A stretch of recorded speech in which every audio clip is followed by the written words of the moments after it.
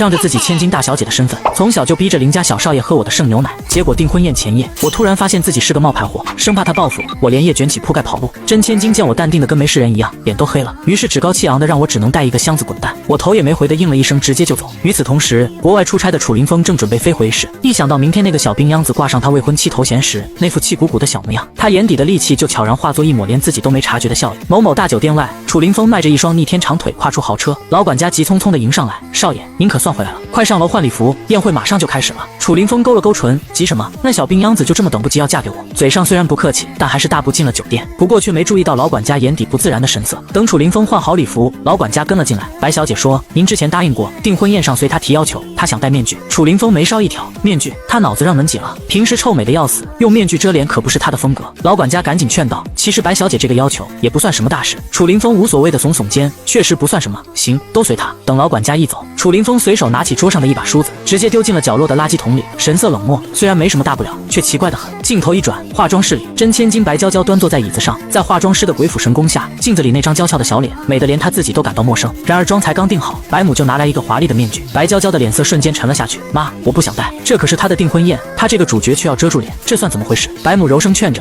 娇娇听话，就委屈你今天一天。凌风那孩子脾气大，咱们只能先顺着他。白娇娇在回白家前就对楚凌风芳心暗许，此刻故作抗拒，只会让白家对她的亏欠感更深一层。面具刚刚戴稳，化妆室的门砰的一声被推开，楚凌风迈着长腿闯了进来。看到他的瞬间，白娇娇的心脏咚咚狂跳，几乎要尖叫出声。而那边的楚凌风视线落在戴着面具的他身上，几步就走到了跟前。小病秧子，你又玩什么花样？白母赶紧笑着说道。凌风啊，婉婉他嗓子不舒服，不想说话。这面具是他前2天看电视剧学的，觉得好玩。楚凌风挑眉，哦，是吗？说着，他锐利的目光投向面前的白娇娇。白娇娇只能硬着头皮点了点头。楚凌风的眼神瞬间冷得像冰，被他这么一盯，白娇娇只觉得后背的汗毛都竖起来了。她完全没意识到眼前的男人已在盛怒的边缘。下一秒，楚凌风猛地伸手，粗暴地扯下他脸上的面具，动作太大，甚至带下了一缕头发，疼得白娇娇倒吸一口凉气。楚凌风看也不看，直接将面具扔在地上，一脚踩得粉碎。他目光冷厉地扫过白娇娇的脸，丑人多作怪。随即，他转头瞪着白母，声音里全是压不住的火气：“人呢？”白母彻底懵了，他怎么也想不到楚凌风竟然一眼就戳穿了真相。他们本盘算着等上了台，木已成舟，就算他发现也得顾全大局，千算万算，没算到他会直接杀过来。楚凌风一脚踹翻旁边的椅子，怒吼道：“我倒是不晓得，我楚家什么时候这么好欺负了？订婚宴都敢给我玩替身这套，真当演电视剧呢？他穆婉婉要是不想订，直说就是，老子也不是非他不可。在他看来，我不在场就是临阵脱逃，就是不想订婚。”想到这，那股被背叛的怒火远比他自己想象的还要猛烈。我算是彻底把他给惹毛了。白娇娇正值敏感，一听自己成了我的替身，那根紧绷的弦啪的就断了。她尖叫起来：“我不是穆婉婉的替身，我才是白家真正的女儿。她一个冒牌货，凭什么跟你订婚？凌风，我才是白家千金。”话音刚落，刚收到消息赶到门口的楚父和楚爷爷恰好将这番话听得一清二楚。瞬间，楚父和楚爷爷的心凉了半截，他们来时路上盘算好的对策，这下全被白娇娇一嗓子给搅黄了。凌风啊！楚爷爷拄着拐杖，颤颤巍巍地走进化妆室，脸上写满了担忧。楚凌风见状，反倒被气乐了，他环视一周，嘴角挂着冷笑：“爷爷，这事儿你也知道，合着你们全家都知道，就耍我一个人玩呢？”楚爷爷叹了口气，缓声说道：“凌风，现在娇娇才是白家千金，咱们2家的婚约可没指名道姓，非得是婉婉那丫头。那爷爷是不是忘了这承诺当初是怎么来的？”楚凌风的语气里透着一股子凉意，这婚约虽是商业联姻，但背后还有一层儿时的诺言，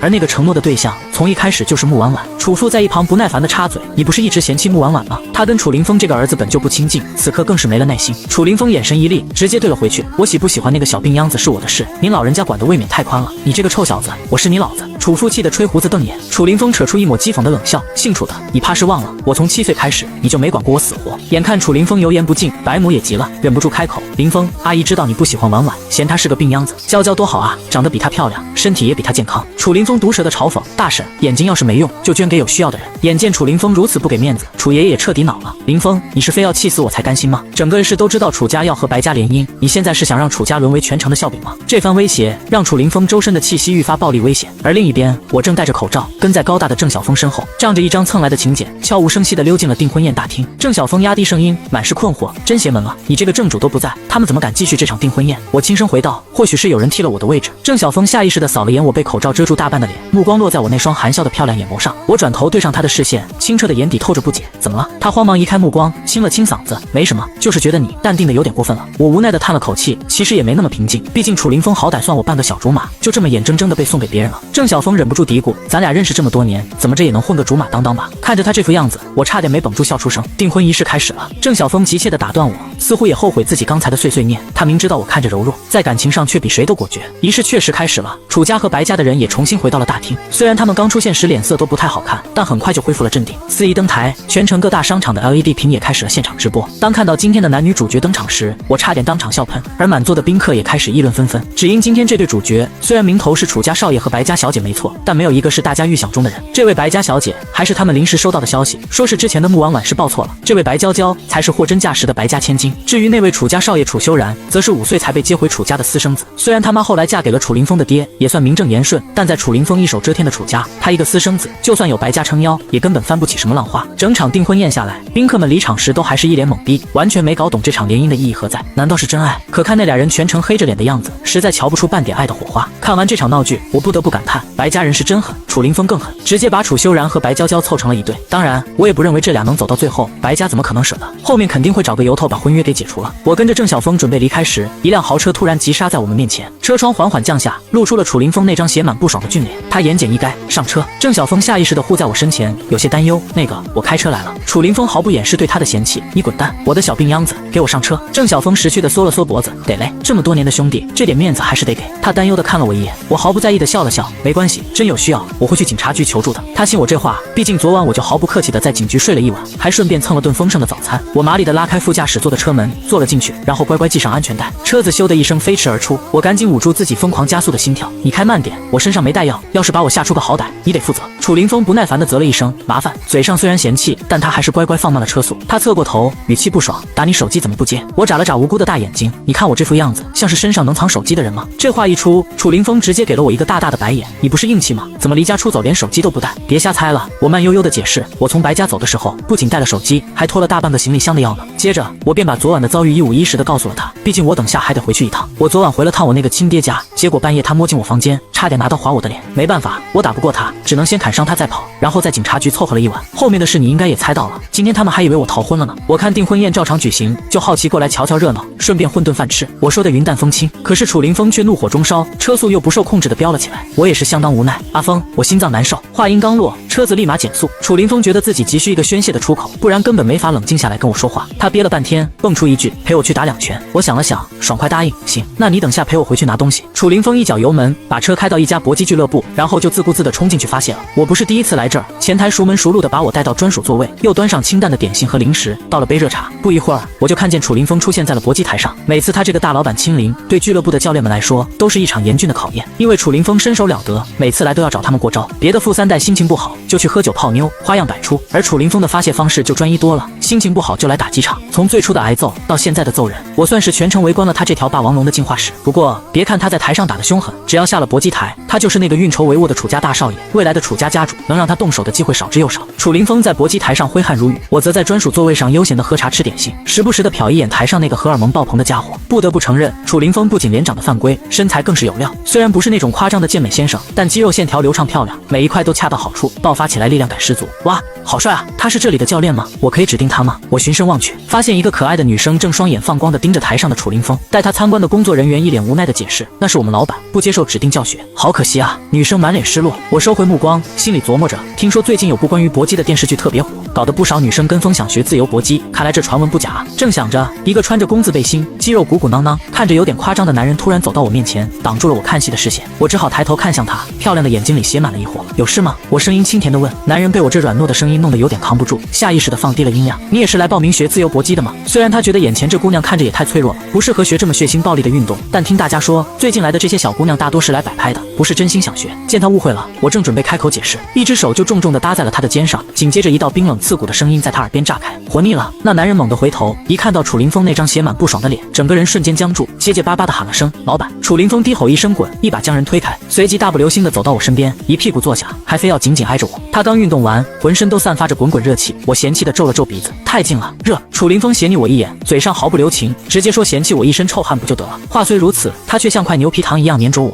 分明就是故意的。我懒得跟他计较，只是有点奇怪，不打了？这可不像你啊，火气还没撒完吧？楚凌风烦躁地抓了抓头发，没劲，不打了。他自己也搞不明白，今天这股邪火怎么也压不下去，往日里最管用的发泄方式竟然失灵了。一想到我那个所谓的亲爹，他心里的火就烧得更旺。看他真不打了，我也不客气了，伸出小手推了推他结实的手臂，那赶紧去冲个澡，然后陪我回去拿东西。等楚凌风回来时，前台刚好给我端来一盘鲜红欲滴的草莓，我刚拿起一颗咬掉最甜的草莓尖尖，楚凌就长臂一伸，直接把整盘草莓端走了，带路上吃。得，草莓都跟他跑了，我这个吃草莓的还能怎么办？只能认命的跟了上去。车上等到我吃的差不多，盘里还剩下一半，我有些无奈，阿峰，你吃不吃啊？楚凌风目不斜视的开着车，嘴里蹦出一个字，吃。我认命的当起了投喂员，摘掉草莓的小绿帽，一颗一颗的喂到他嘴边。楚凌风全程目不斜视，不过吃完这些草莓，他奇迹般的心情竟然好了一些。老旧的居民楼下又迎来了一辆看着就不便宜的车，周围的住户都有些懵了，不明白今天这是怎么了。前头才来了几辆清一色的黑车，眼下又来了一辆。车门打开，走下的依旧是那个漂亮的姑娘，然而这次她身边不再是司机，而是一个身形挺拔的年轻男人，只是周身都散发着一股生人勿近的冷冽气息。早已等候在此的保镖迅速围拢，将楚凌风和我护在中央。爬上5楼后，楚凌风站在门前，声音平淡的确认501。我虚弱地点了点头，得到肯定的答复。楚凌风抬手，一副礼貌的样子敲响了房门。门内传来拖沓的脚步声，下一秒门被拉开，腿上缠着绷带的煤球出现在门口。可还不等他看清来人，一道黑影便携着凌厉的风声而至。楚凌风毫不留情的一脚正中他的腹部，巨大的力道让他踉跄着连连后退，后腰重重撞在桌角上，剧痛瞬间让他那张老脸扭曲起来。伴随着这一记猛踹，保镖们如潮水般涌入，无需任何指令，便将倒地的煤球团团围住，一顿好生伺候。等我听到动静走进屋，映入眼帘的便是这样一副景象。楚凌风并未亲自动手，却已挽起了袖口，冷眼旁观着煤球被当成沙包一样殴打。我心中闪过一丝劝架的念头，可昨夜煤球那样毁掉我脸的狰狞面目瞬间涌入脑海，那不是玩笑，而是真的对我起了杀意。思及此，我心中最后一点犹豫也烟消云散，只是静静地站在一旁。煤球在拳脚的间隙中看到了我，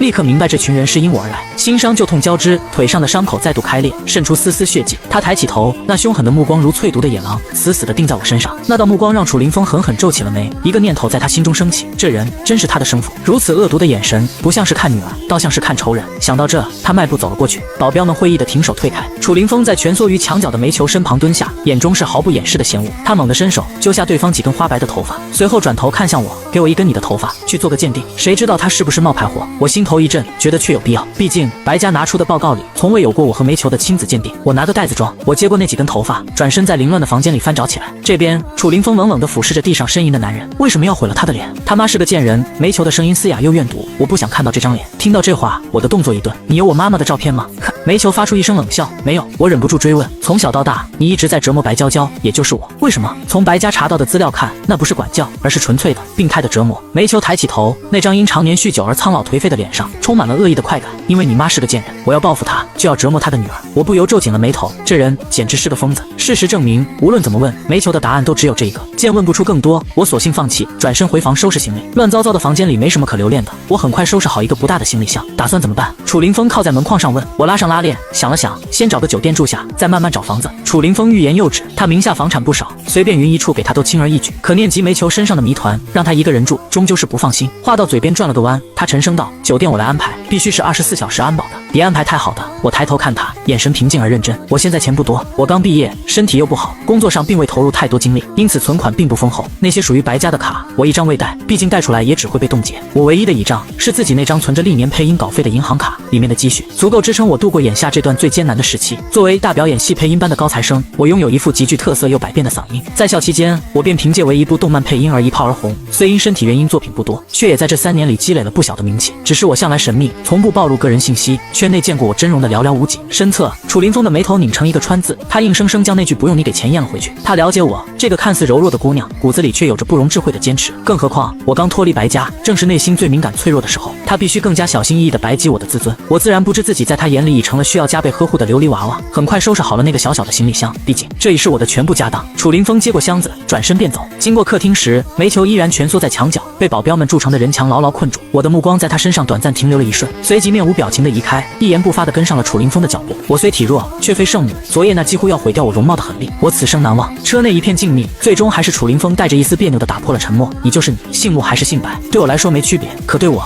有区别。我望着窗外飞速倒退的街景，清甜的声线透着一丝哀怨。我这条咸鱼终究是被迫上岸了。他不由自主地勾起嘴角，从车窗的倒影里，他看到我那张精致的小脸上噙着一抹释然的笑意，驱散了他心中原本的担忧。尽管我言明在先，楚凌风最终还是将车停在了一家高级酒店的停车场。他自白自地说道：“陆家的酒店，我觉得蛮符合你的标准。”我有些无奈，我想找的是一晚500块以内的，不是这种骑马上千的。前2天陆军义送了我几张免房券，不用也是浪费。楚凌风的理由听起来无懈可击，有便宜干嘛不占？我哭笑不得，真想敲开他的脑袋看看，这位大少爷从小到大究竟占过几次这种便宜。不过最终还是接受了，我们是从小长大的交情，更何况我还是他的救命恩人，这点小恩小惠我自认受得起。出示身份证，办好入住。楚凌风将我送到房间后，又仔细地将房间内外检查了一遍，那上心的程度倒比我这个住客更上心。在沙发上坐下后，楚凌风看着我，终于还是忍不住问：“你那些朋友呢？”他知道我朋友不少，可昨晚那样的情况下，我宁愿独自待在警局，也没有联系任何人。成年人的世界要学会渐行渐远。我端起刚泡好的热茶，轻抿一口，热气氤氲了我的眉眼。在他们不联系我之前，我觉得我应该学着暂时不去打扰。话未说尽，但楚凌风已然明了，他们这个圈子太多友谊建立在家族利益之上。我脱离了白家，那些所谓的朋友自然会重新掂量彼此的关系。我不愿去分辨谁真谁假，便干脆选择了沉默。所以你一整天都没有联系我。楚凌风的声音里带上了一丝不易察觉的指控。我没有解释，只是巧妙地转移了话题。我还没问你订婚宴上是怎么回事，怎么跟白娇娇订婚的人变成了楚修然？你还不是换成了白家那个谁？楚凌风没好气地回敬了一句：“他是白家千金，两家联姻，当然是他上。亏你说得出口。”楚凌风的声音里啐着冰茶，要不是你，白家哪有资格跟楚家联姻？行了，我不想再纠缠于此，轻声打断他。我知道你想报救命之恩，但事已至此。话音未落，楚凌风心底无端升起一团躁意，脸色瞬间黑沉下来。我去找陆军义，你自己休息。他撂下这句话，转身就走，背影里满是压抑的怒火。目送他离开，我才默默地打开行李箱，将那寥寥几件衣物挂进衣柜，视线扫过箱子里占据了大半空间的中药包，我无奈地叹了口气。按照我这吃药的费钱程度，赚钱迫在眉睫。思及此，我拿出了那台用自己稿费买来的电脑，开机，连上酒店 WiFi， 熟练地点开一个名为陆姐的聊天框。陆姐在吗？我想问问有没有钱多点的活。陆姐是我所在配音社团的经纪人，也是我相熟的学姐。这个社团是我入圈时便加入的，如今已颇具规模，而我也早已习惯了这种半自由的工作模式。对方显然被我这句玩笑话惊到了。什么情况？你缺钱了？是不是遇到什么事了？要不要帮忙？陆姐的反应在我的意料之中。虽然我从未刻意炫耀，但社团里的老人都知道我家境优渥，接活向来只凭喜好，钱再多不喜欢也绝不点头。如今不差钱的小公主居然主动要钱多点的活，这简直是天方夜谭。大忙没有，小忙就这一个，你帮我看看吧。有事必须告诉我。你身体不好，别一个人扛着。对了，之前跟你说过的那个网剧配音还记得吗？就你前些天去了的那个，对方点名要你，价格很高，听说一直没找到合适的人。你要是想接，我再去问问。我想起来了，我当初拒绝只是因为自己只想配动漫，不想涉足网剧。然而此一时彼一时，我连忙接受。行，陆姐，你替我去问问。与此同时，陆军义刚踏进家门，就被去而复返的楚凌风堵了个正着。免房券。陆军义一脸懵，你什么时候需要这玩意儿了？他记得上次随手塞给他几张，还差点挨了顿揍。不是我用。楚凌风语气烦躁，小病秧现在在你家酒店，晚晚在我家酒店。陆军义更无语了，他怎么不跟我说，直接签单不就行了？用什么免房券？楚凌风冷冷地斜睨他一眼，你小子不会是对他有意思吧？风哥用得着防我跟防贼似的吗？陆军义嘴角抽了抽，我寻思着，我也不差啊，滚，少去祸害人家。楚凌风抬脚就踹在他的椅子上，陆军义险险稳住身形，将椅子挪回原位，却还是忍不住劝道：风哥，不是我说，你既然不喜欢他，他现在又离开了白家，你以后还是少管他的事为好。你管得越多，越容易给他惹麻烦。你管我？楚凌风挑眉，眉宇间戾气尽显。陆军义瞬间就怂了，但还是硬着头皮继续道：我这是为他好。圈子里喜欢你的人有多少？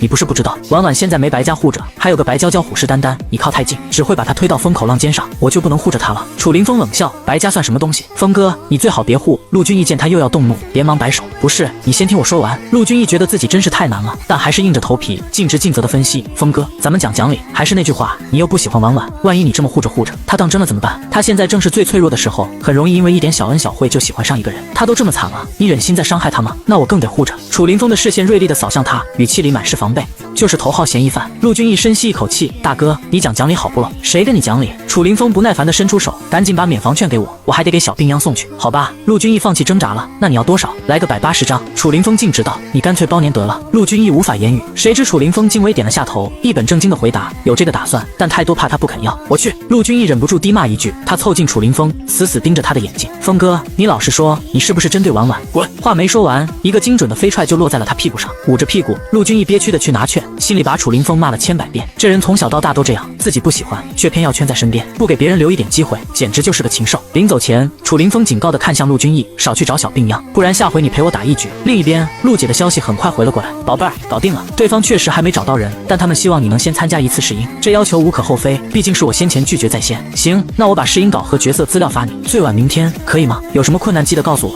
缺钱的话我这儿还有点。我心中一暖，放心吧，陆姐，我的存款还够撑一阵子。刚结束对话，门铃声便响了起来。我放下电脑去开门，门一开，一个沉甸甸的购物袋就塞进了我怀里。我还没反应过来，人已经被推进了门里。楚凌风用脚将门踢上，傻乎乎的。我只是有点意外。我抱着那一大袋东西走到茶几旁坐下，一边拆看一边问：“你又给我买什么了？”袋子里是些吃的喝的用的。然而当我翻到底时，却看到了一沓厚厚的免房券，粗略一数，至少也有几十张。我哭笑不得地看向他：“你这是打算让我在这儿包年吗？这才多少，顶多1-2个月。”楚凌风满不在乎：“我也住不了那么久，在外面租房子更方便，我还得熬药呢。”我说的是实话，酒店终究不比家里，熬药的事直接交给餐厅厨房。楚凌风随手一挥：“钱我已经付了，你不让他们熬，就是让我白花钱。”他安排的如此细致，让我有些意外。我抬起头，认真地看着他：“阿峰，你别对我这么好，万一我误会了怎么办？”“误会什么？误会我喜欢你。”楚凌风像是听到了什么天大的笑话：“行了行了，知道你不是那个意思。”我被他逗笑，唇边漾开一抹温软好看的弧度：“你只是想报答我的救命之恩。”那笑容晃了楚凌风的眼，他下意识地别开视线，语气有些不自然：“那也不算救命之恩，怎么不算了？”我皱了皱小鼻子，故作不满：“要不是靠我那些奶，你早就没命了。”嗨嗨，楚凌风被我的话呛得一阵猛咳，耳根泛起可疑的红晕：“你说话能不能别这么有气？反正你明白就好。”我毫不在意地摆摆手。那一年我4岁，他7岁，我还是个奶胖的小团子，而他是从隔壁狗洞钻出来的瘦猴子。如果不是我喝不完自己的奶，又恰好看见了他，把他当成了销赃的好去处，他或许真的会饿死在那个无人问津的角落。之后有什么打算？楚凌风问道。好好工作养活自己吧，反正我也不是没有一技之长。我庆幸自己不是干啥不行，在声音方面我还是很有天赋的，有问题就找我。煤球那边的事我也会跟进，他脑子8成有病。你出门的话自己多注意点。好，我乖巧点头。没待多久，楚凌风就被楚爷爷的电话叫走了。公司的事情多，他也没空在这久留。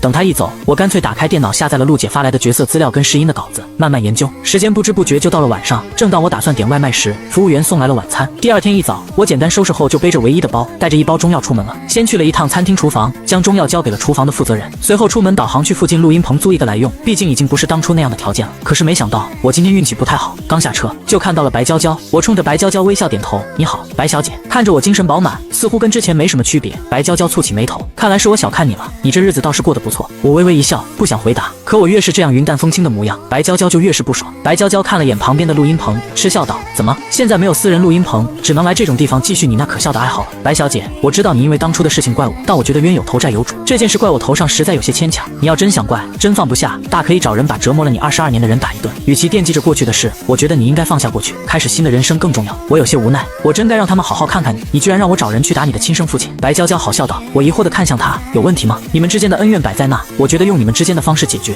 一点问题都没有。”白娇娇深深看了我一眼，倏地笑了：“穆婉婉，你们真不愧是父女啊！你的身体里流着她的血，所以你的血也是冷的。也难怪，对待养育你20多年的家人，你说走就走，一点都不留恋；对待你的亲生父亲，你就像对待一个素不相识的陌生人。所以你是想让我回白家，跟你抢这个位置吗？”我笑了，眼底却是冷的没有温度。这一刻，白娇娇本身的自卑让她隐隐颤抖，她在害怕我真的回白家。我向前踏出一步，周遭的空气仿佛瞬间凝滞，我的声音很轻，却带着不容置喙的冷意：“白娇娇，我同情你这些年的遭遇，所以不想与你计较。你好好当你的白家小姐，不要总在我面前刷存在感。如果我后悔了，决定回到白家，我的语调愈发冰冷，像是在陈述一个既定的事实，我会让你最害怕的事情成真。不要怀疑，毕竟我当了他们20多年的女儿和姐姐。”白娇娇心头一颤，竟下意识地后退了一步。看到白娇娇那一步狼狈的后退，我眼底的寒意倏然消散，重新染上了一层温和无害的笑意。希望你明白，你的人生该怎么走。说完，我不再理会脸色煞白的白娇娇，径直走进了录音棚。录音棚内的寂静与门外的剑拔弩张判若两地。在工作人员的引导下，我的思绪却无法平静。白娇娇那句“你的血也是冷的”在脑中挥之不去。我或许真的是个冷血的人，这个念头让我心中泛起一丝波澜。我对身边人的情感似乎总是隔着一层薄雾，无论是白家父母，还是那位从小对我冷漠疏远的大哥白浩宇，我都未曾主动亲近，甚至觉得那种相敬如宾的距离感恰到好处，所以我才能在离开时那般决绝，没有丝毫留恋。我不仅身体有病，或许心理上也早已不甚健康，思绪纷乱。但当我踏入录音棚的那一刻，便将一切杂念摒弃。时间就是金钱，我没有资本在这里耗费。调整好情绪，全身心投入到工作中，充足的准备让录音过程异常顺利。不到1小时，我便拿到了满意的成品。当晚，我便收到了录用通知，一部网剧女主的配音，酬劳足以让我在一世暂时立足。接下来的几天，我的生活陷入了一种奇异的平静，酒店和录音棚2点一线，仿佛从所有人的世界里悄然退场。然而，我不知道的是，一场风暴正在白家酝酿。1周后的清晨，白家餐厅的气氛微妙而压抑。白娇娇下楼时，一眼便看到沙发上坐着一个陌生称的男人。他身着剪裁合体的黑色西装，即便安坐也难掩其高大身形和破人的气场。男人转过头，一张轮廓锋利的脸庞映入眼帘，那双眸子如幽深的寒潭，锐利的视线让白娇娇心生胆怯。白娇娇立刻猜到了他的身份，大哥白浩宇。这是他们的第一次见面，但他眼中毫不掩饰的冷漠与不喜，让白娇娇瞬间如坠冰窟。紧接着，他听到白浩宇低沉冷漠的声音响起，每个字都像冰锥一样扎人。他的录音棚，白浩宇的视线牢牢锁住他，是你砸的？什么？白娇娇一时间没跟上白浩宇的脑回路。白浩宇没有再重复一遍问题，只是用那双眼睛看着他。白娇娇心下一寒，对于这个血缘大哥，他既陌生又害怕。我缺一个舞蹈室，那里大小刚刚好，空房间很多。白浩宇声音低沉，反正家里没有人会用到录音棚，放那也只是浪费空间。白娇娇强忍着颤意，垂在两侧的手忍不住收紧。白浩宇只是深深看了他一眼，紧接着起身离开了。看着白浩宇的背影，白娇娇忍不住舒了口气，却又有些不解。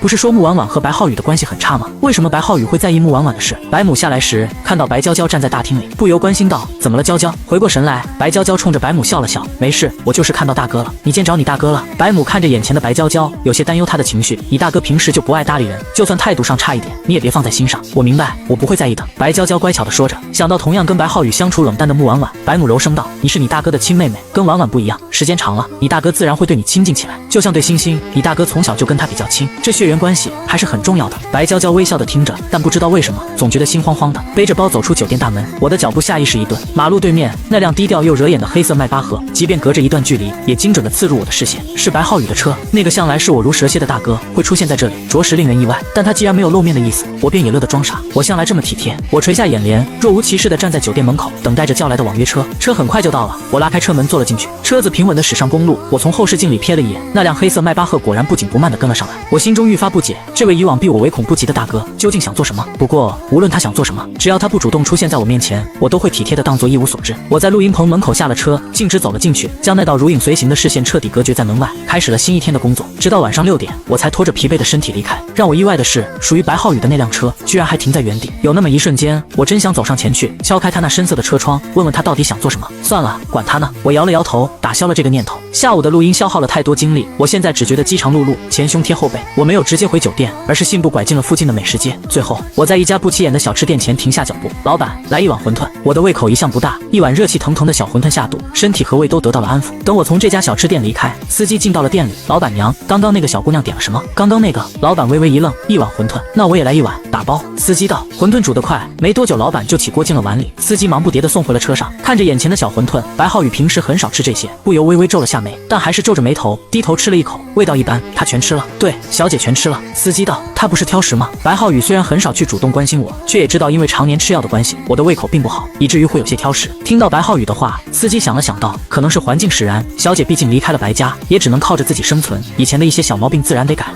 接下来的几天，每天清晨我一出酒店门就能看到那辆熟悉的豪车，而每当夜晚我从录音棚出来，他又会准时的等候在街角。我猜他并非一整天都守在那里，多半是早上跟来，晚上再定点跟回去。可这样难道不更辛苦吗？事实证明，在比拼耐心这件事上，我或许真的不是他的对手。于是第5天晚上，当我再次从录音棚走出来，看到那辆熟悉的黑色车身时，我终于认输了。我深吸一口气，不再逃避，径直朝着那辆迈巴赫走了过去。车窗缓缓降下，然而后座空无一人。正当我疑惑之际，司机的脸露了出来，语气恭敬：“小姐，白浩宇呢？”我有些疑惑，大少爷不放心小姐，所以让我跟着。一瞬间，我有些怔住，我意识到是我误会了。不用了，既然离开了白家，我也不再是白家小姐，你回去吧。司机脸上闪过一丝迟疑，但最终还是应了一声。我转身欲走，一辆张扬的跑车却恰好停在我身旁，车窗摇下，露出楚凌风那张熟悉的脸。上车，他微微挑眉，言简意赅。我拉开副驾驶的门坐了进去，系上安全带，侧头看他，这个点打算请我吃饭，1顿饭而已，当也请不起。楚凌风轻笑一声，发动了车子。那我要吃朝鲜斋的海鲜粥。我也不客气，直接点单，海鲜性凉，少吃。他嘴上说着，方向盘却已经毫不犹豫地转向朝鲜斋的方向。车子平稳地行驶在夜色里，窗外的霓虹飞速倒退。刚刚那是白浩宇的车。楚凌风的声音打破了沉默，你也认出来了？我并不意外，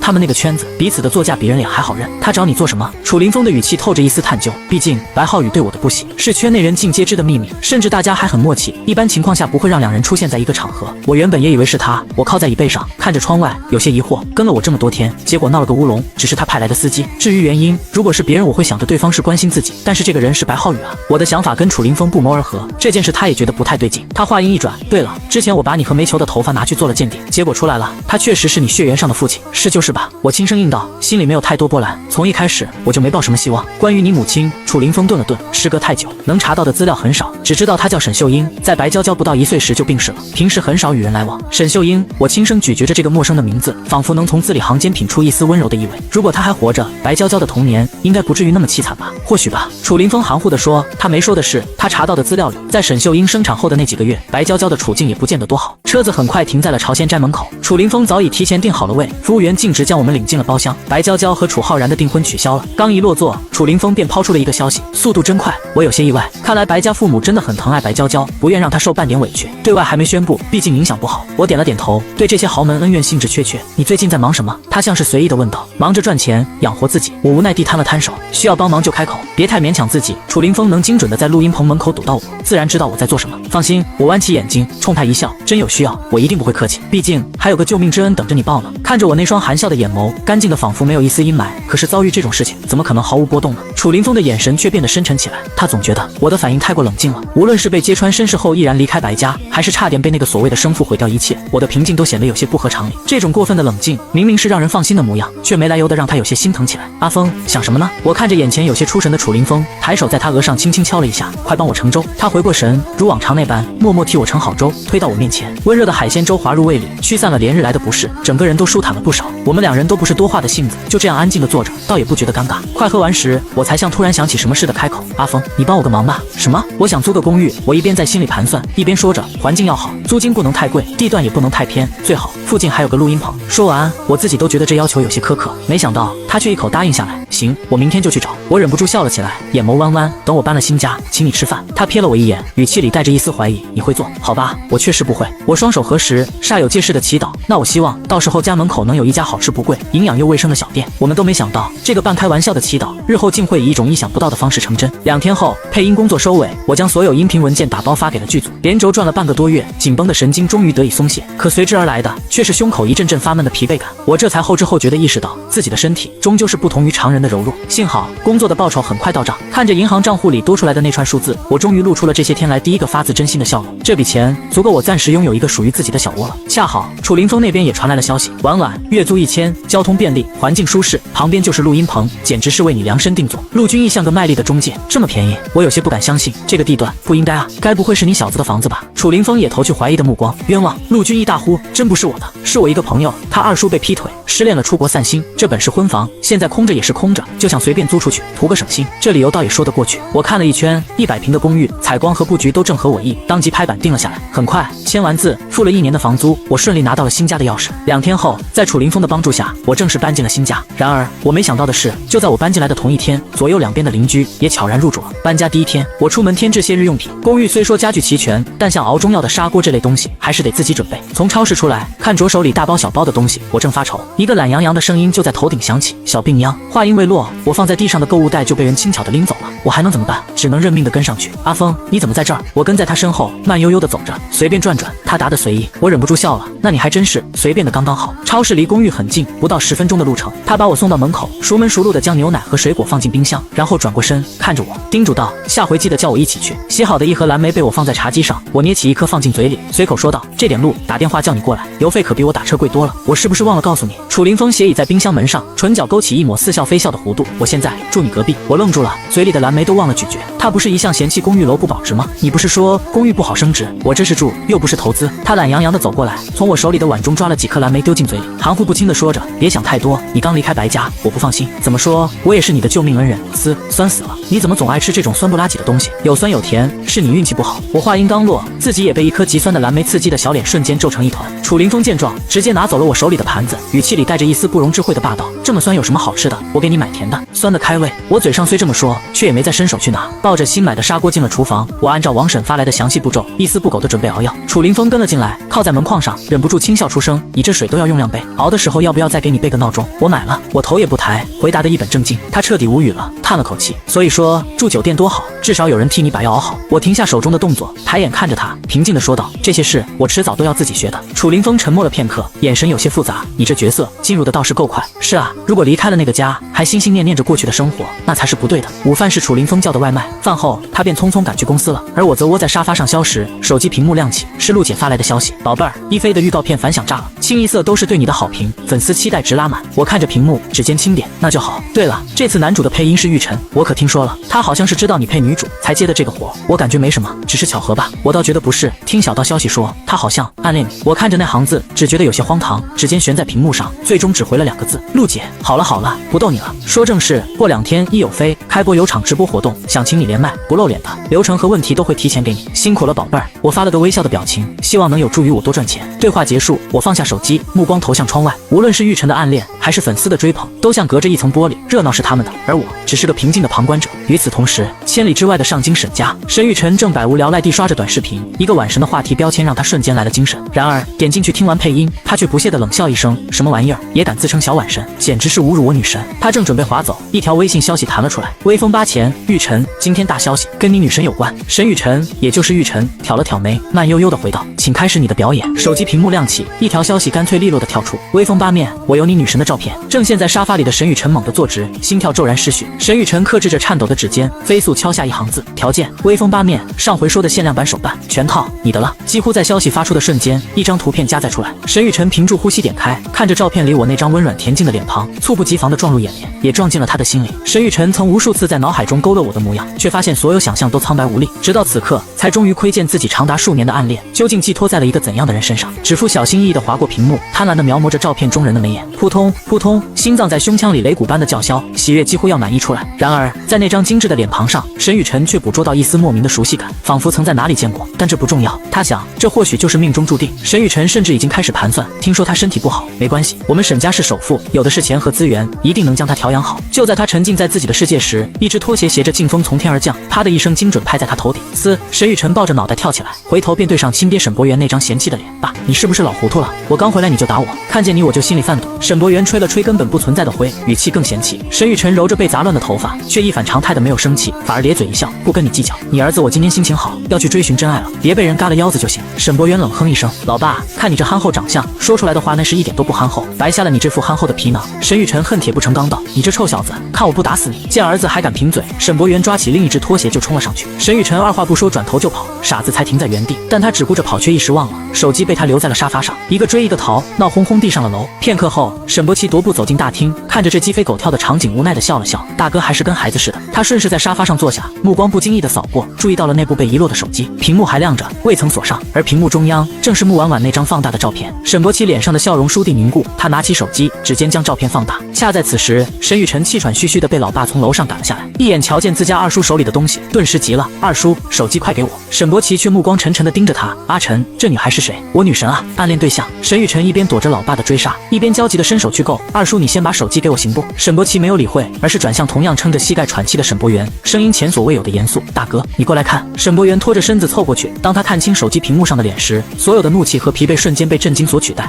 这孩子怎么长得跟大妹那么像？客厅里追逐的闹剧戛然而止，空气瞬间凝滞。沈博奇猛地抬头，一连串问题砸向沈雨晨：他叫什么？多大？住在哪？家里还有什么人？沈雨晨被这突如其来的严肃阵仗炸懵了，只能讷讷地回答：他是个声优，大家都叫他晚神，真名、住址、家人我都不知道，一问三不知，要你有什么用？沈博元恨铁不成钢地瞪着沈雨晨。沈博奇安抚住情绪激动的大哥，锐利的目光重新落回沈雨晨身上。这张照片哪来的？他的信息你还知道多少？面对二叔的严肃盘问，沈雨晨不敢怠慢，老实交代：百度百科上都有，我知道的差不多也就这些，最多就是多了这张照片。话音刚落，沈雨晨便清楚地感受到，不仅是亲爹，连亲二叔的眼神里都写满了同款嫌弃，那眼神仿佛在说：你存在的意义就只是一个会走路的百度百科吗？沈博奇迅速将照片转发到自己手机，随即点开百度百科，仔仔细细地看了一遍，才把手机递还给沈雨晨，命令道：你再看看有没有能补充的。沈雨晨弱弱地接过手机，看完后只能无力地摇头，彻底承认了自己的无能。接下来具体发生了什么，沈雨晨一概不知，只知道长辈们似乎为此召开了一场家庭紧急会议。夜深人静时，他独自一人站在阳台，45度角仰望星空，心中涌起无限忧伤，耳边仿佛有个魔咒在回响：愿天下有情人终成姐弟。阿嚏！我轻打了个喷嚏，拉了拉身上的薄毯，不知道咋突然有点冷。第二天一早，我洗漱完毕，正准备出门买早餐，一开门却见门口静静地放着一个保温盒。好吧，不用猜我也知道是谁。保温盒里是2份精致的早餐，一碗小米粥，一碟肠粉，分量不大，却刚好能让我吃饱而不会感到负担。小米粥熬得香糯软滑，肠粉味道也恰到好处，完全符合我的口味。吃完早餐，我满足地摸了摸肚子，开始浏览今天直播的流程。其实他负责的部分不多，主要是在连线环节与男主角的声优玉晨进行一段互动。对于玉晨，我不算陌生，合作过几次，甚至还有 CP 粉，但我向来低调，圈内见过我真容的人都寥寥无几，因此我并未将网络上的传闻放在心上，只记得经纪人陆姐提过一嘴，说玉晨似乎是因为崇拜我才正式入圈的，大概是偶像与粉丝之间的那种喜欢吧。接下来的几天，楚凌风的爱心早餐成了每日的固定惊喜，花样繁多且从不重样，总能精准地戳中我的味蕾。可惜他实在太忙，我们竟一直没能碰上面。终于到了一飞直播这天，我提前进入了直播间，主演们早已熟络，直播间里欢声笑语，气氛热烈。我是最后一个到的，一上麦就听到了那个熟悉又热情的男声。玉晨微笑着发言：“女神晚上好。”“你好。”我清甜柔软的嗓音透过麦克风，像一缕春风拂过众人心头。另一边，被全家老小围观的沈雨晨特意喝了口水润喉，才用自己最富磁性的声线回应：“女神，你声音还是那么好听。”这痴汉般的发言，我已不是第一次听见。玉晨性格跳脱，声线爽朗，带着少年人的欢脱气息，与房间里其他人都很熟络。相比之下，我就显得格外安静，只有在被点到名时才会应上两句。趁着连线前的空档，大家在语音房间里闲聊起来。“女神还在吗？女神？”沈雨晨的声音再次响起，我放下水杯，轻轻嗯了一声。“怎么了？就是好奇，想问问你在哪个城市？”现实中的沈雨晨正顶着来自亲爹、二叔、三叔、爷爷、奶奶的灼灼目光，紧张地等待着那个答案。我微微迟疑了一下，但转念一想，离是那么大，说了也无妨。况且社团里不少人都知道我在世。思及此，我停顿几秒后，便大方承认我在世。别是两个字一出，沈家的长辈们不约而同地点了点头，交换了一个心照不宣的眼神。沈雨晨见状，心中了然，笑着接话：“是好啊，我在上京，咱们离得也不远。”话音刚落，语音频道里突然传来一声嗤笑，是沈雨晨的好友微风八面。“玉晨，上京跟日市隔了1000多公里，你确定这叫不远？面哥，我叫你面哥行不？别拆我台。”沈雨晨压低声音，语气里满是嫌弃。“行吧，给你点面子。”微风八面笑呵呵的应道。就在这时，几张写满字的纸条突兀地出现在沈雨晨眼前。“二叔问哪个大学毕业的，问名字，问有没有常去的录音棚介绍。亲爸问他喜欢吃什么，有没有忌口。”前面的问题还算正常，可看到亲爸那条，沈雨晨差点没绷住。“您这是干嘛？当点菜呢？”然而沈雨晨已经没空吐槽了，因为直播连线正式开始了。作为大女主戏的女主角配音，我被安排在压轴出场。很快，直播间里饰演女主角的演员兴奋地搓着手。不瞒你们说，我超级激动。跟大家分享个秘密，晚神本来不打算接我们这个剧的，毕竟他一向专注二次元。但那天早上，我经纪人突然打电话说他愿意接了。我一激动，多吃了几份早餐，结果直接吃撑了。直播间被他逗得一片欢笑。“晚神，来跟大家打个招呼。”被女主演热情的邀请，我唇角微扬，虽然无人看见，声音却甜美依旧。“大家好，我是婉婉，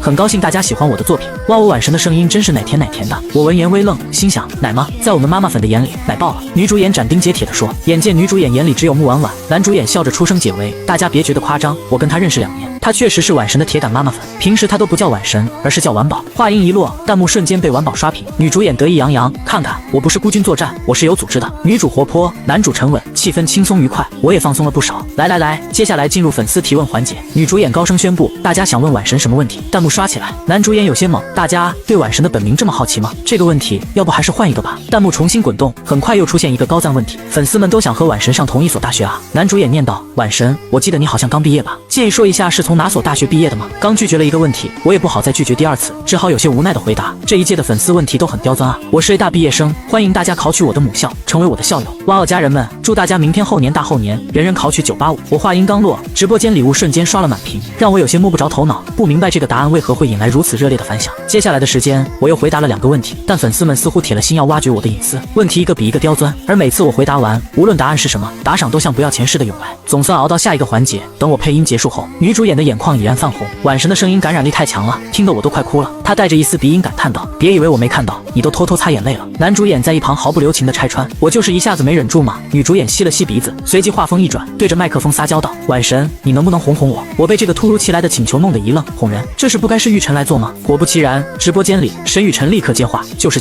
这是我擅长，我女神负责把人弄哭，我负责哄，我们是老搭档了。”可是大批粉丝直接起哄点名要我来，我无奈妥协，最后一次了，你们别再给我出难题，不然下次我可不敢连麦了。就是，女主演立刻附和，吓着我晚宝，你们得负责，少来，你就是带头那个。男主演吐槽道：“嘻嘻，就当我为自己谋个福利嘛。”女主演说着，拿起一块白板，奋笔疾书起来。当她将写好的白板翻过来时，一行字清晰地展现在我眼前：“老公，该起床了，再不起床，我就不理你了。”来，晚神用撒娇的口吻照着念就行。我看着这行字，只觉得尴尬的不行，特别是开头那2个字。等等，女主演突然像想起了什么，大声道：“直播间这么多人，晚神叫老公，岂不是把所有人都叫了？不行，这2个字得删了。”说着，她果断将老公2字擦掉。男主演忍不住弱弱的出声：“你不是妈妈粉吗？”这世道，从妈妈粉到女友粉，只需要一个晚宝的距离。在2人的催促下，我深吸一口气，调整好状态，用一种清甜娇软的嗓音带着恰到好处的娇憨，轻声念道：“该起床了，再不起床我就不理你了。”那声音甜而不腻，恰到好处的击中了每个人的心。隔壁公寓里，楚凌风的耳朵瞬间烧得厉害，那句撒娇的话语仿佛在他耳边不断回响。他本是心血来潮，担心我一个小小的配音演员在直播间里受了委屈，才点进去看看，谁知竟发现我早已在他不知道的地方悄悄惊艳了那么多人。看着屏幕上滚动的晚神、晚宝、老婆，楚凌风没来由的一阵心烦。之前是担心我被欺负，现在却是不爽这些人在他不知道的时间里离我那么近。心烦意乱之下，他猛地起身，径直走向了厨房。而这边顺利完成任务，我如蒙大赦，生怕被逮着再来一次，赶紧找了个借口溜了。虽然直播还在继续，观看人数不断攀升，时不时还能看到自己被提及，但我已经淡定的一批。手机突然震动了一下，我拿起一看，阿峰开门。虽然有些意外他会在这时候过来，我还是乖乖起身去开门，毕竟小竹马脾气不好，可不能让大少爷在门口等久了。我打开门，有些好奇地问：“阿峰，你怎么来了？送水果？”楚凌风将手里一盘切得整齐漂亮的水果塞进我怀里，便径自走了进去。我关上门，抱着果盘跟在他身后。今天不忙了，怎么想到给我送水果？怎么，我平常对你不好吗？楚凌风微微挑眉，语气里带着一丝不爽。别自己瞎引申。我捏起一颗车厘子放进嘴里，满意的眯起了眼，真甜。我在看直播呢，要不要一起看？好。楚凌风并未提及自己刚刚也在看的事，自然的搬了把椅子坐在我身边。我一边看直播一边吃水果，楚凌风陪着看了会儿，撇了撇嘴，不觉得无聊，就像两只猴在那耍杂技。你的比喻还是一如既往的清新脱俗。我忍不住吐槽。就在这时，楚凌风状似不经意地问：“你刚刚撒娇了？”什么？我动作一顿，疑惑地看向他。弹幕说你撒娇了。楚凌风的声音平淡，弹幕刷得飞快，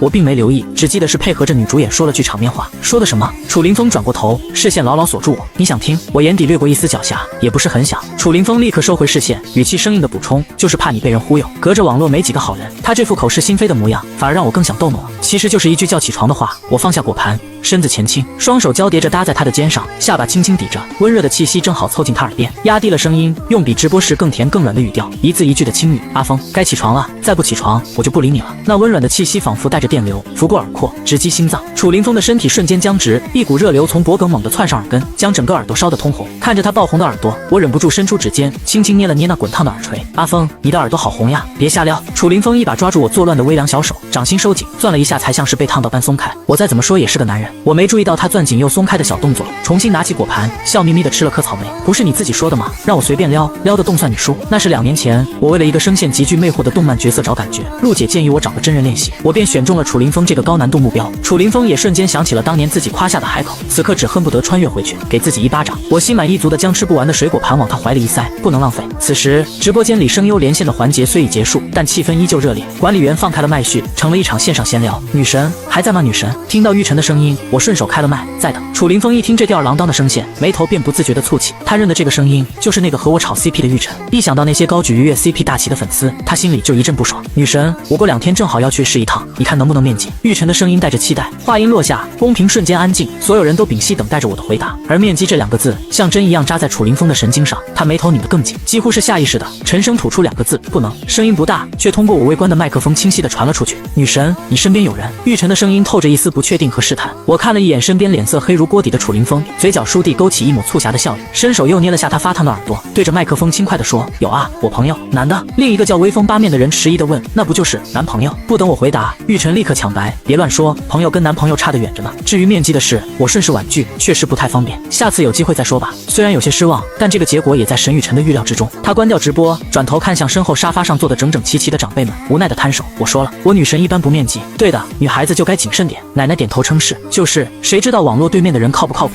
二叔附和道：现在网上不靠谱的人多着呢。沈雨晨默默听着，总感觉自己被内涵到了。儿子，一声温和的呼唤让他浑身一个激灵。看着自家老爸沈博元脸上那祖传的憨厚笑容，他紧张地开口：爸，有话好说，别这么吓人，你去打听打听。沈博元笑得更和蔼了，问问他喜欢吃哪个菜系的，中餐西餐更喜欢哪种，口味偏好还有什么忌口，都问清楚了。想到女神那清丽绝伦的模样，沈雨晨便毫不怀疑长辈们的说法，同时也默默为自己那还未开始便已逝去的暗恋点上了一根蜡。而另一边，我对此毫不知情，正专心致志地哄着身旁那座即将喷发的火山。就算你不说，我也不会去的。我温柔地安抚着。楚凌风却只是冷冷一笑，那眼神明晃晃地写着：我不信。真的？你怎么就不相信呢？我有些无奈，从果盘里拈起一颗饱满的车厘子，精准地塞进他紧抿的唇间。他就嘴上皮一下：你还当真了？楚凌风下意识地咀嚼着口中的甜意，但脸色依旧紧绷。你要记住，男人没几个好东西。你这话是不是连自己也骂进去了？他这副严肃的样子把我逗得又气又笑。我不一样，他答得理直气壮。你不是男人，我故意曲解。穆婉婉。楚凌风的声音陡然转冷，带着一丝威胁的意味。你是不是皮痒了？然而这套威胁切对我向来无效，我反而顺势轻蹙眉头，手捂着胸口，放软了声音，带着一丝不易察觉的委屈：“阿峰，我心跳有点快，你吓着我了。”楚凌风瞬间哑火，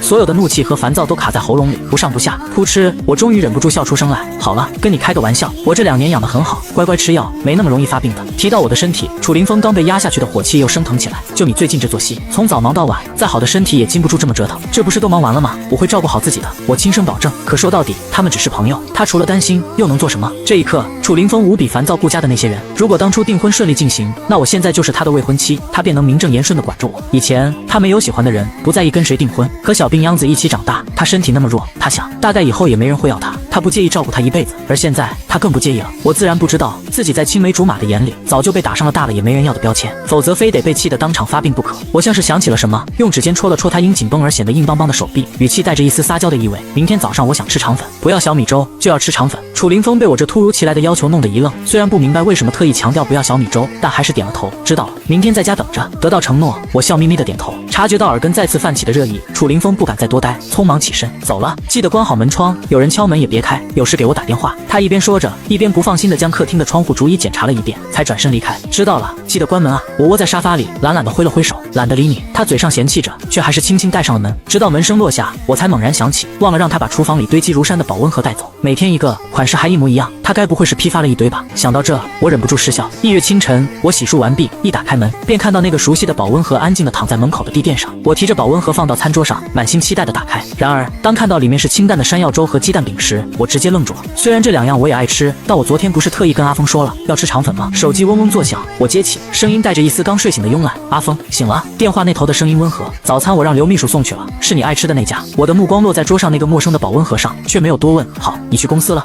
今天有点忙。那你也记得吃早餐，不然胃病犯了，我们可就成病友了。我半开玩笑的叮嘱。电话那头传来一声轻笑：“放心，我可不想成为你的病友。”我轻哼一声，不跟你皮了，好好上班。挂断电话，我的视线重新焦灼在那个保温盒上。所以这不是阿峰送的。不到10分钟，门铃响起，刘秘书准时送来了我点的肠粉。道谢后关上门，2份早餐并排放在桌上，显得格外突兀。那个保温盒和厨房里堆着的一排是出自同一人之手，究竟是哪位田螺姑娘？这个念头让我生出几分好奇，但随即又被一丝莫名的不安取代。毕竟对方能如此精准地把早餐放在我家门口，细想之下令人毛骨悚然。好在吃了这么久，身体并无异样。我定了定神，决定不再猜测，直接出门走向物业。监控画面清晰地解开了谜团，屏幕上那个在清晨微光中放下保温盒的挺拔身影，竟是白浩宇。我反复确认了几遍，画面中的男人轮廓分明，神情冷峻。不是他又是谁？那个名义上是我兄长，实际上却比陌生人还疏远的男人。自从我离开白家，甚至往前推大半年，我们都未曾见过一面。他常年不回白家大宅，而我也因身体原因几乎不参加任何宴会。我们俩就像2条永不相交的平行线。我怎么也想不到，白家实际的掌权人会住在这种普通的小公寓里，还日复一日的给我做早餐。我谢过物业，怀着满腹疑云回了家。夜幕降临，晚上7点多，我估摸着白浩宇应该回来了，便拿着几个保温盒站到了隔壁的门前。门铃声刚落，门便被打开，白浩宇高大的身影立在门后，周身散发着生人勿近的冷意。看到我，脸上没有丝毫意外，仿佛早就料到我会来。有事？他过于平静的反应，反倒让我准备好的质问卡在了喉咙。我晃了晃手里的保温盒，开口道：“这个太占地方，我厨房快堆不下了。”白浩宇闻言，只是淡淡地点了下头，侧身从我身旁走过。我去拿。厨房里，白浩宇沉默地将角落里的保温盒一个个叠起来。我看着他的侧脸，终是忍不住问：“你为什么会住在这里？”一直住着。他头也不抬，语气冷淡。这个回答太过理所当然，让我一时语塞。我换了个问题，也是我最好奇的一点：那些早餐是你做的？毕竟这人怎么看都不像是会下厨房的。白浩宇的动作顿了一下，深邃的眸子里情绪难辨。不喜欢吃外面的东西，随手做的。他顿了顿，反问：“不合你口味？”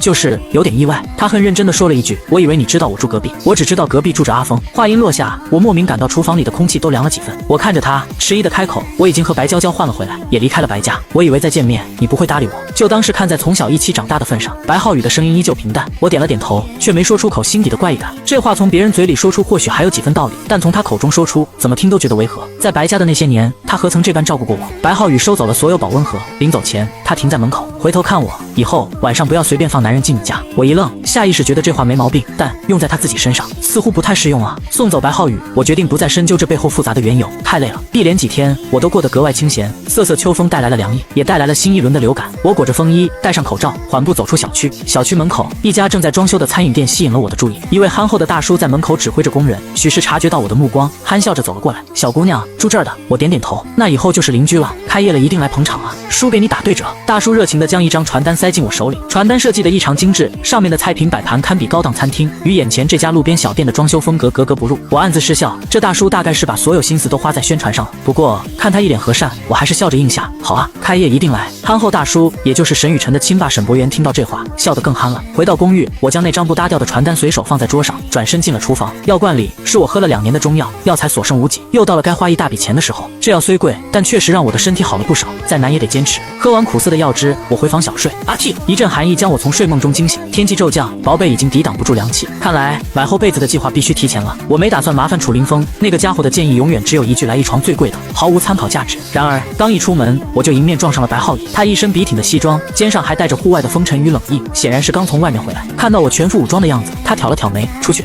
我的声音隔着口罩闷闷的，去买床厚被子。我怕冷是白家人都知道的旧事，所以并不觉得有什么不好意思。白浩宇闻言，淡淡地点了下头，我送你。不用了，我打车就好。我连忙摆手，对他突如其来的关心，我至今仍无法适应。就连之前的早餐，我也想方设法的拒绝，好不容易才从每日一送变成了偶尔为之。白浩宇薄唇紧抿，沉声叫了我的全名，穆婉婉啊！我有些意外，他居然这么严肃的叫我的全面。白浩宇的喉结微动，声音比刚才更沉了几分。就算离开白家，你也是我妹妹。这话像是说给我听，又像是在说服他自己。我凝视着他深邃的眼眸，最终还是点了下头。我无法像他那样轻易的做出承诺，说出他还是我大哥这样的话。走了。白浩宇没再多言，转身走向电梯，我只好跟上去。电梯门在1楼叮的一声划开，门口站着的赫然是楚凌风。5分钟后，车内气氛凝固如冰。楚凌风握着方向盘，我坐在副驾，白浩宇则独占了后座。2个男人之间的气压低的几乎能凝出水来。楚凌风和白浩宇从小到大就是圈子里被反复比较的对家，一个性子火爆，一个沉稳内敛，彼此都看不上对方的装模作样和脾气冲动。我夹在中间，如坐针毡，无奈的叹了口气。我索性将头转向窗外，眼不见为净。早知如此，我一个人出来该多好。家纺店门口，车刚停稳，我便立刻下车推门而入，片刻也不想多等。当那2个移动的低气压中心走进店里时，我已经围在导购身边，认真的听着介绍。你们白家不是不要她了，还来找她做什么？楚凌风的声音里满是毫不掩饰的嫌弃。就算离开白家，她也是我的妹妹。白浩宇的回答冷硬如冰。别！楚凌风冷笑一声，他可不想跟你的宝贝妹妹白娇娇抢哥哥，你还是回去哄好你亲妹妹吧。楚凌风，你管得太宽。没办法。楚凌风耸了耸肩，语气却格外认真。他现在孤身一人，我作为他唯一能信赖的人，当然要多操心。谁让我们是青梅竹马呢？就算小青梅落了地，洗洗还能吃，总不能不要。你说对吧？白浩宇眼神嫌弃，他说的没错，你这比喻真是乱七八糟。呵，也乐意。楚凌风微微挑眉，语气得意。就在这时，一道女声从门口传来。楚凌风，白娇娇正和朋友路过，一眼就看到了店里的2人。楚凌风抬手搭上白浩宇的肩膀，语带戏谑：哟，你亲妹妹来了，白大少爷，快去陪你家妹妹，别来打扰别人家的妹妹。白浩宇一把挥开他的手，目光冷厉：她算你什么妹妹？怎么就不是妹妹了？秦妹妹也是妹妹。玉良含笑低语，趁着白浩宇不备，猛地在他肩上推了一把。趁着白浩宇一个踉跄，楚凌风已经转身，留下一句：好巧啊，你们兄妹俩是约好的吧？可惜我们没空招待，自便吧。门口，白娇娇看着面色阴沉的可怕的白浩宇，还是怯怯地叫了一声大哥。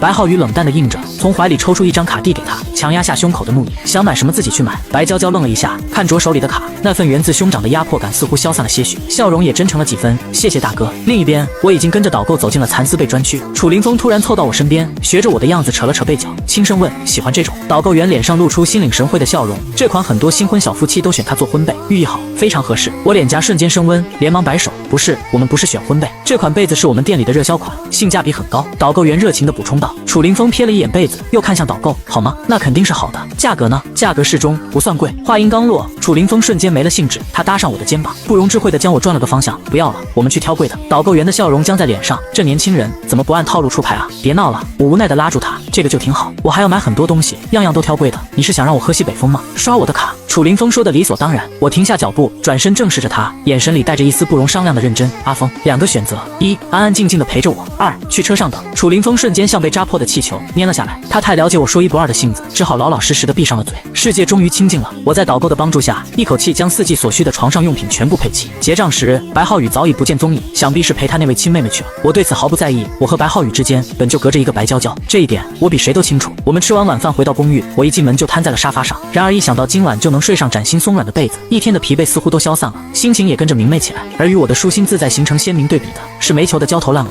自从我离开，白娇娇便再也没回来过。她的腿被砍伤，医药费花光了她本就不多的积蓄，如今钱没了，人也没了，日子过得捉襟见肘。更让她憋屈的是，只要她动了出门找我的念头，一出门必定会莫名其妙的挨一顿揍。几次3番下来，她终于反应过来，是我在警告她。可一想到我那张与故人越来越像的脸，他就心急如焚。30年前就已经发家的沈家，如今会是何等光景？他不敢细想。若是放任我顶着那张脸到处晃，被沈家的人认出来是迟早的事。这个念头让他猛地从椅子上站了起来。不行，绝不能让他被找到。然而一想到上次跟在我身边的楚凌风和那群保镖，他又泄了气。那些人一看就不是善茬。就在煤球一筹莫展之际，一辆与这破旧居民楼格格不入的豪车悄然停在了楼下。哟，这又是来找老梅的。一位正在晒太阳的老太太忍不住嘀咕：切，那老小子能认识什么大人物？旁边有人不屑地嘲笑道。车上下来几人，为首的是一个40、50岁的男人，国字脸，五官普通，组合在一起却透着一股特有的憨厚。他叫沈伯钧，沈家老三。这次他瞒着家人来一试，就是因为查到了当年拐走他大妹的邱玉洁，如今改名换姓，就住在这里。老人家，沈伯钧露出憨厚的笑容，向一旁的老头打听：请问煤球是住这儿吧？又是来找老梅的。老头和其他邻居交换了一个意外的眼神，沈伯钧没再追问，径直带着人上了楼。可惜他扑了个空，煤球的家里空无一人。3天后，我录完音，想起之前收到的传单，便顺路拐进了那家新开的餐馆。然而眼前的景象让我忍不住低头又看了一眼手里的传单，这装修风格和宣传图上那叫一个毫不相干。大叔的审美还真是勇气可嘉。小姑娘，你来了。大叔依旧热情，只是店里除了我，再无第二个客人，场面略显尴尬。我挑了张干净的桌子坐下。老板，菜单呢？菜单有好几本呢。大叔献宝似的走过来。中餐、西餐、法餐，你想吃哪个菜系的？食材都备着，就是法餐会稍微耗时一些。我看着菜单，中餐、西餐也就罢了，竟然还有法餐，这让我不禁猜测，这家店怕是什么都会一点，却没一样精通。我试探着开口，我口味比较清淡。老板，看着来2道清淡些的菜吧。今天的鲈鱼不错，来个清蒸的如何？胖大叔，也就是沈伯元，立刻提，再配个山药炒木耳、龙井虾仁，最后加个莲藕玉米排骨汤，怎么样？见对方把菜都安排妥当，我想了想便点了头，只补充了一句：我吃的不多，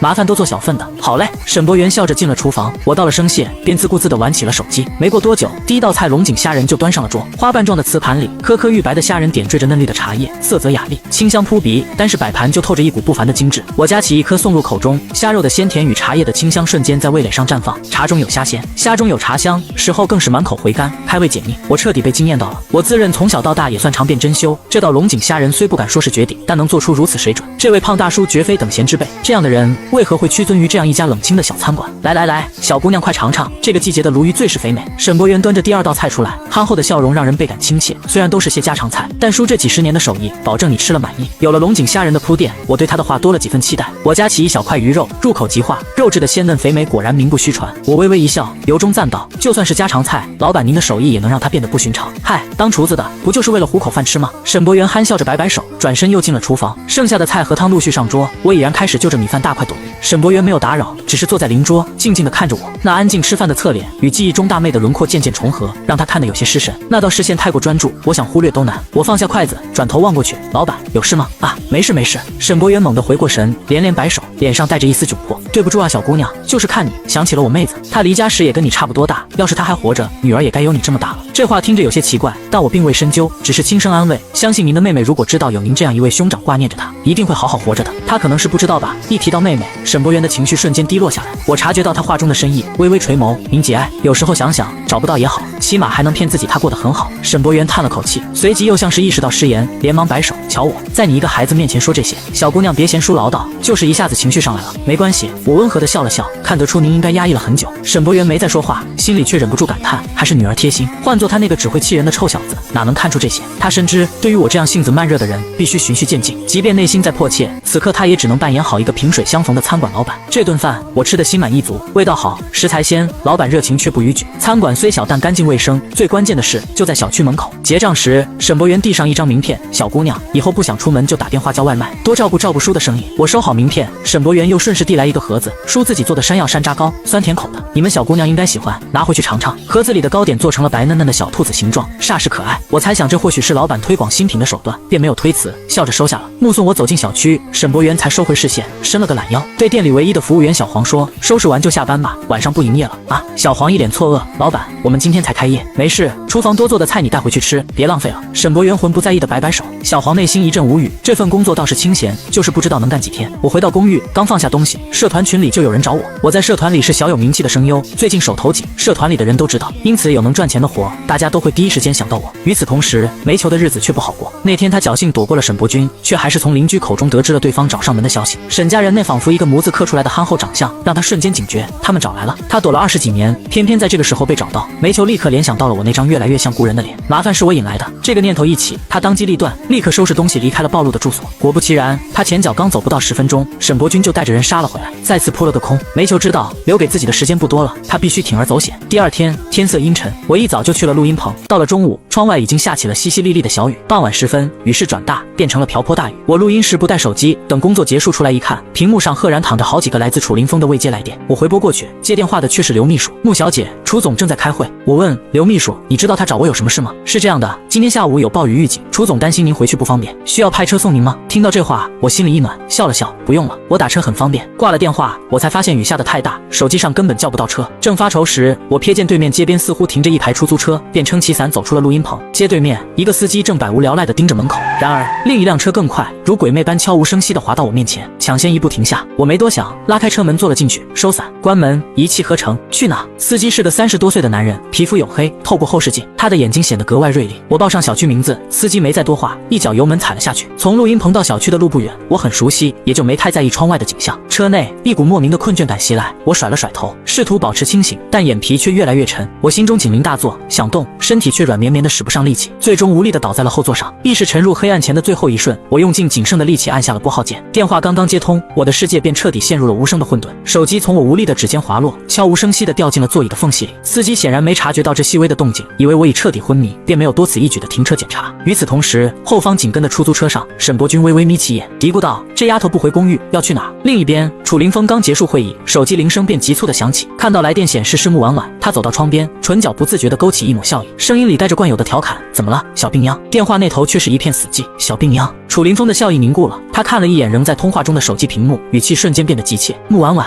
别开这种玩笑，快说话！”一种不祥的预感攫住了他的心，他猛地转身朝办公室外冲去。刚进门的刘秘书被他撞了个满怀，文件散落一地。楚总，放着！话音未落，楚凌风的身影已消失在走廊尽头。他庆幸自己有2个手机，一个保持着与穆婉婉的通话，另一个则迅速拨通了物业的电话，声音沉得能滴出水来：“快去16-603，看看住户是不是出事了。”物业的回复很快：“楚先生，603的住户不在家，早上出门后一直没回来，不在家。”原以为他是在公寓里突发疾病，现在看来情况远比他想象的更糟。楚凌风踩下油门，车子如离弦之箭般冲了出去。出租车最终停在了一家酒吧的后门，车刚停稳，便有人上前拉开车门，将昏迷的我从后座抱了出来。不远处的树影下，沈伯君将一切尽收眼底，眸色瞬间变得阴沉。酒吧包厢内，音乐震耳欲聋，一个被称为龙哥的男人正搂着怀里的女人纵情声色。一个小弟匆匆跑了进来：“龙哥，人到手了。”龙哥闻言，立刻推开怀里的女人，眼中闪烁着贪婪的光：“走，去瞧瞧老梅那个宝贝女儿，看是不是真像他说的那么值钱。他要是敢耍我，老子就打断他2条腿。没错，3条都给他打断。”身旁的小弟立刻谄媚的附和。包厢门被推开，昏暗的灯光下，我静静地躺在沙发上，像一朵被折断的百合。龙哥眯着眼打量着我，当看清那张精致绝美的脸蛋时，眼睛骤然一亮，就冲这张脸，也值他说的那个价了。他走上前，目光肆无忌惮地在我身上流连，却忽然皱起了眉：“怎么还没醒？药下重了。老梅说他这女儿体弱多病，估计是药性扛不住。”小弟连忙解释：“病秧子。”龙哥咂了咂嘴，掠过一丝惋惜：“那不是玩2下就死了，可惜了这张脸。算了，死前多接点客，不能做亏本买卖。”他舔了舔干裂的嘴唇，眼里的欲望越发浓烈。“都出去！”小弟们会意地笑着退了出去，顺手关上了门。其实我已经醒了，意识虽然清醒，身体却像被灌了铅，动弹不得。我能清晰地感知到危险正在逼近，强烈的求生欲迫使我挣扎着夺回身体的控制权。就在龙哥俯身靠近的瞬间，我猛地一个翻滚，从沙发上摔到了冰冷的地板上。醒了。龙哥愣了一下，随即狞笑起来：“也好，老子可不爱玩死人。”